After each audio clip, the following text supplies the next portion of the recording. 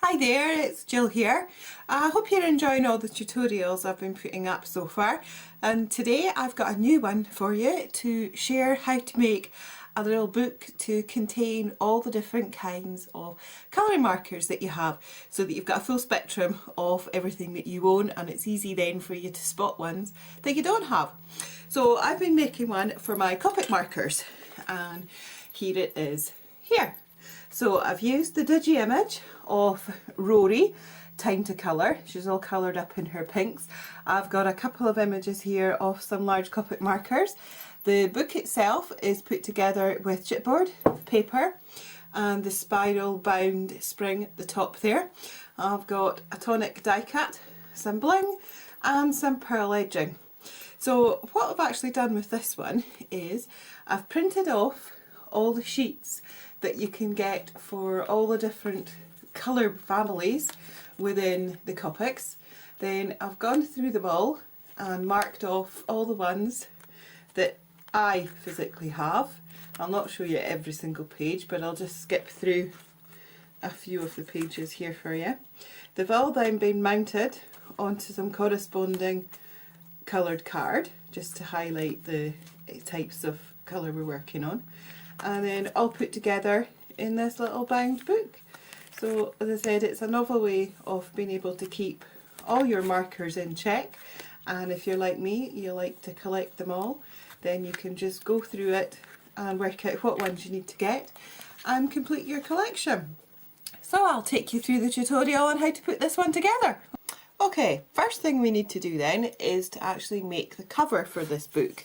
So for what I've done here is I have taken chipboard pieces in 6x6 size and covered them in two different colours of papers. So instead of you sitting watching me doing all this, I've already pre-covered one half. I've just got to do this back half here. So I am using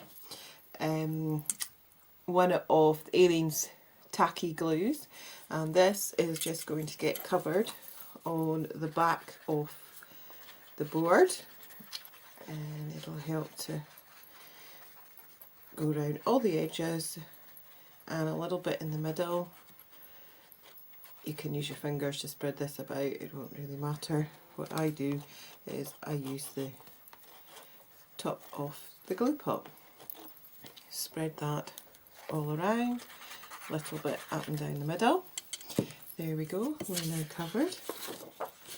Take the board to the paper, line it up at the right angles. So really you're looking for lining it up here and here, therefore you only have to cut out the other two. So we're placing that down. That's a good snug fit, just checking around the edges here. Yep. Wipe away any little excess bits of glue. Then we'll take a craft knife, and you can butt this right against the edge of your board and just slice down. You might not get it all clear first time. Straight down, there we go. And this side. And straight down. Just go again to make sure. There we go, it's free. So we'll put that bit aside. Go around all the edges just to make sure there's not any parts that have not stuck. Now, because you can then see the colour of the board on the edge, what I've done is I've taken one of my Copic markers. This one is called Peach, although it is a pink colour, but it blends in perfectly with the colour tone on here. And as you can see there, I have just gone round the edges just to disguise all the whiteness. You don't have to. If you like the whiteness, then you just leave that showing. So there's side 2. And here we have side 3, and lastly, it's covering a bit of glue there, we'll go down on side 4. There we are, so the marker can go away. So now we have a front and a back cover ready to make our books. So I'll put that aside. In order to get all the Copic sheets onto the matching card, what I've done is I've cut all the different sections down into small sizes, and I've then cut my corresponding cardstock size, because this is going to fit snugly inside the size, as you can see here, inside the size of the 6x6. It's making it just slightly smaller so there's no overlapping of any edges. So I've already done 2 of them, prepped. All the others are all done in advance, so you don't have to sit and watch me peel off and stick down for umpteen pages. This is the one I'm working on just now here, which is the Y's for the yellows. So there we have that one. That's that one aside. Next one here for some of the browns. And again, just with double-sided tape. You can use PVA glue for this if you want. Pop this down into the middle here. And that's that. So these 2 can now join all the other parts that I have got to the side here. They are now all ready. So we'll put these into place. This brown one here is E's. So I've gone for alphabetical order here. So my E's are starting with 4 zeros, E29 to 55, and then E57. We'll slot that one in. Next one for the yellows is Y. So we'll go to the end. That's this one, V, W, and we've got the Y's in there before the YG's. So that's them already. So as you can see from all the different colours I've got here, I've just picked corresponding coloured card as a background for depicting the colour of the Copic marker that I've got here. So these are ready now to be punched out. So we'll bring in the tool now that's going to do this job for us, and it is called a cinch. I have the pink cinch, so there's no surprises there for anybody that knows me. Here we are. Now, there's a few bookbinding tools on the market. You've got the cinch and you've got the Bind It All from Zutter. So I liked the Bind It All many moons ago, but for me it was sticking on the actual pin parts. So I decided change that one and we'll go for a cinch instead. So this one has a release catch that is just here. You can pop and it releases the handle, hence allowing your up and downs. On the side of it here you have all the different pins, and this will depict all the different matching numbers that you've got down here for the sizes of the book that you're going to make. I'm going to be making a 6-inch book, which means this ruler here I leave flush to the edge, and when you turn this round this side you can see that down here for a 6-inch I have to pull peg number 12. It's just as simple as that. So I turn this to the side and I pull out peg number 12. Now it doesn't, you can't really see that properly there, but peg 12 is right at the end here and it's further out than the rest of the pegs that's on the side. So my pages are going to go in this side, my handle is going to come down here, and it's that simple. So here we go, I'll show you what I'm going to do. I'll take my front cover for my book and I am going to be putting the holes down on this side. So I'm going to pop that right in, and you pop it in as far as it will possibly go. You can see it at this side and at the opposite side as to whether you've gone in, and you can hear that it won't go in any further, and it's flush up to this side here which has got the little rest on it. So it's push down the handle, lift it up, and there we have all the holes in place. So that is for my front, and I'm going to do exactly the same for the back of my book. Push that in, slide it down, pop it out, and that's my holes done for my front and my back. I've now to do the same for all of my pages, so rather than you watch me doing all of them, we will just have a little bit of fast forward going on here, and you can come back to me when I've done all the pages. So here we are. I have now punched holes in all my pages and they are perfectly lined up. You should be able to see if I take a pokey tool here and pop that through. There we go. Perfect alignment on the pages. So I take them all there now and I place them, the holes, directly over the holes on my back cover of my book, and the holes that's going on to the front cover. Now, to do traditional book binding, you would usually use wires that would look a little bit like this, and the cinch would then actually squeeze these pieces together so that you're making a proper spiral bound book. These wires again come in all different sizes depending on the size of the book you want to make.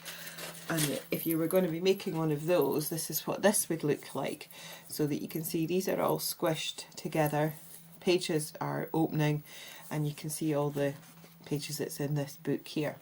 This one I have done for my design team work, so I've got my Lacy Sunshine image on the front of it, all decorated up, and it's got all my secrets inside. I've added some of the extra twine onto this side because I like the fact of having holes on both sides, hence I wanted to make the holes down on that side. So that's your traditional style of bound book. The one that I'm going to do today is using the spiral binding wires that are in a coil, and this is what this will actually look like when it's all fully bound.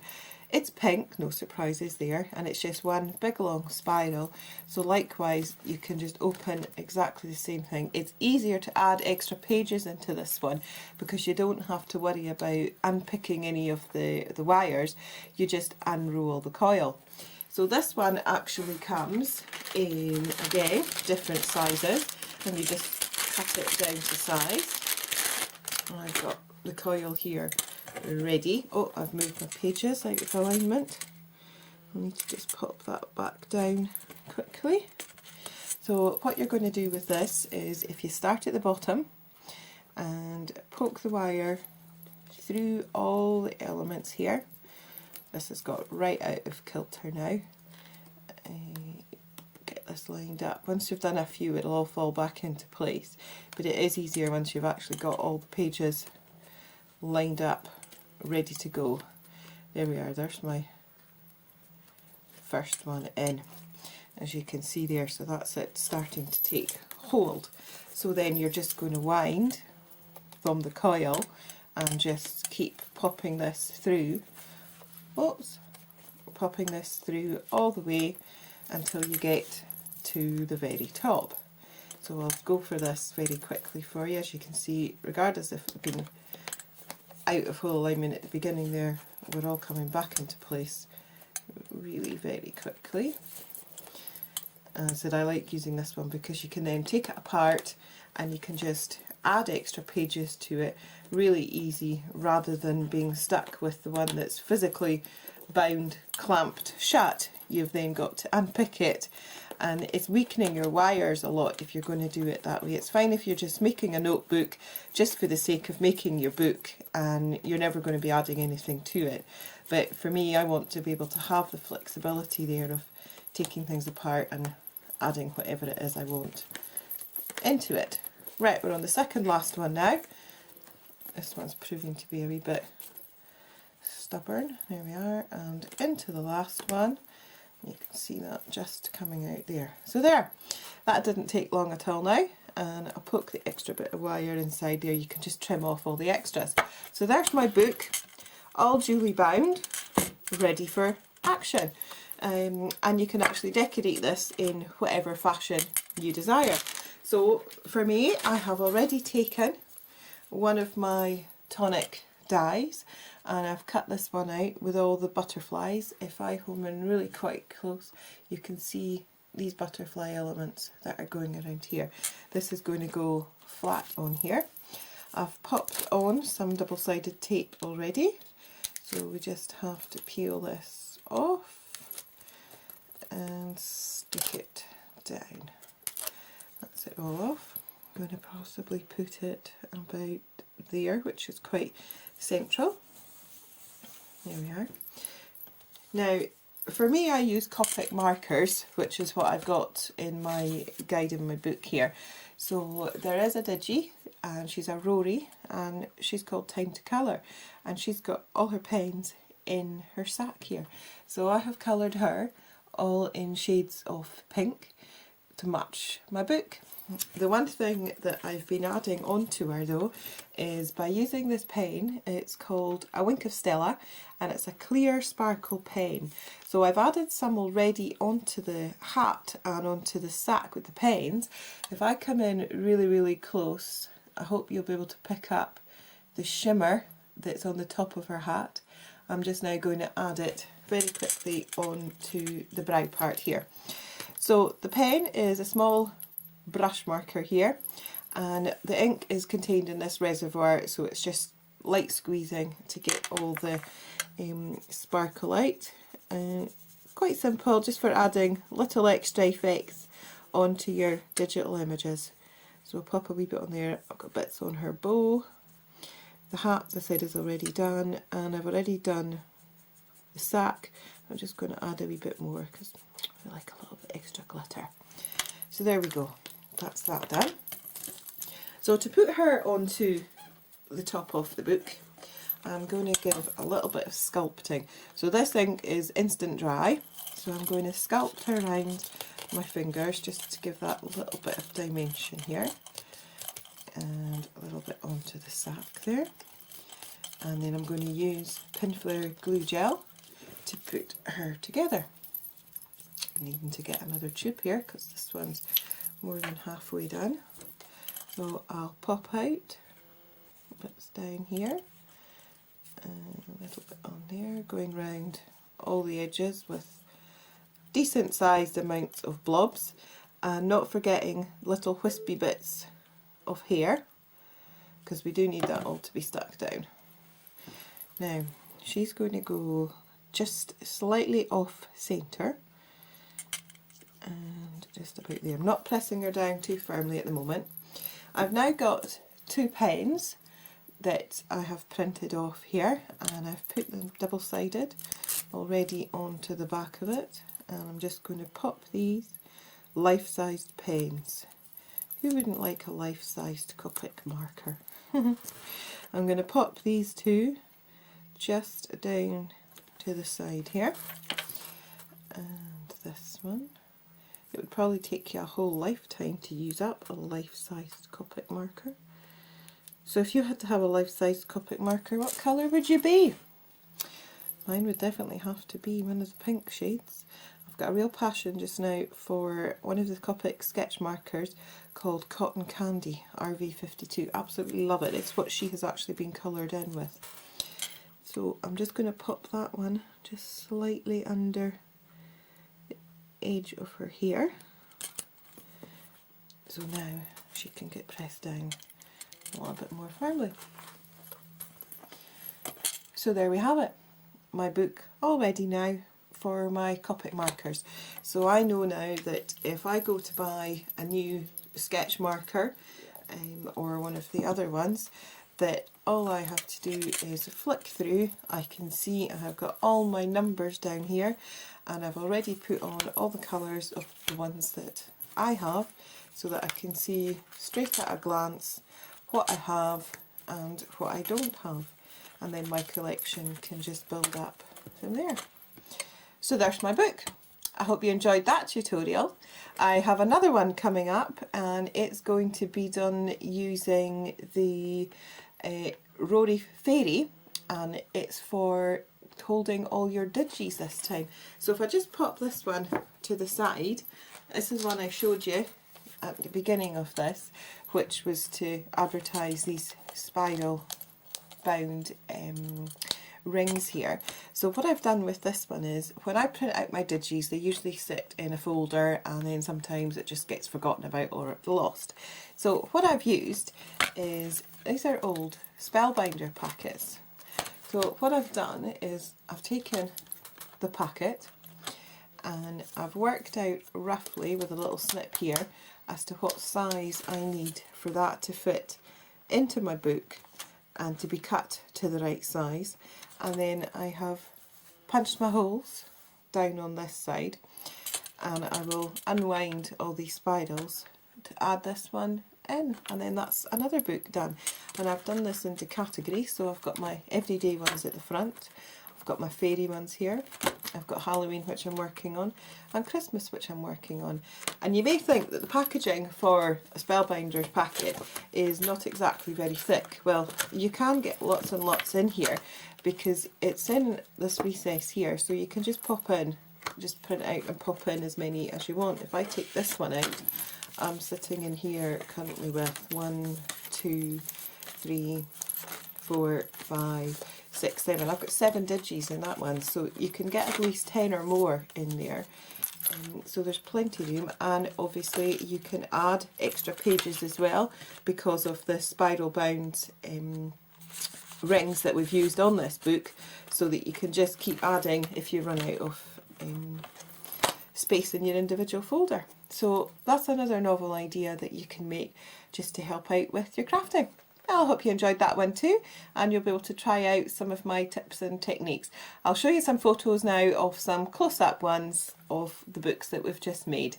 Thanks for watching.